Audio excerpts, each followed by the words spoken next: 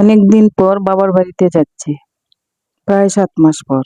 এত ব্যাগ পত্র হয়েছে মা মেয়েদের, যা দেখে আমার ভাগ্নি বলছে আমাদের সিএনজিতে বসার জায়গায় হবে না। যাওয়ার আগে বারান্দায় এসে আবার গাছগুলোকে দেখে নিলাম, জানি না আসার পর কি অবস্থা হয়। বাসার নিচে সিএনজি অপেক্ষা, আমার মেয়ে ভাগ্নি ভাতিজা সবাই আমার অপেক্ষা।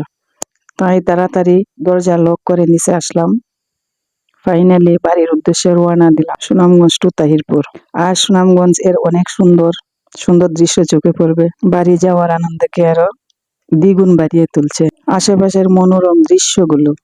অবশেষে তাহিরপুর উপজেলা পৌঁছলাম, আর সেই চিরচেনা মাঠঘাট রাস্তা। বাড়ি যেতে আমাদের ছোট নদী পড়ে, আর এই সেই নদী শৈশবের অনেক স্মৃতি জড়িয়ে আছে। আচ্ছা, যাই হোক, আমার ভাতিজা নৌকা নিয়ে এসেছে, ভাগনা ভাতিজা সবাই মিলে ব্যাগপত্র বাড়িতে তুলে নিল।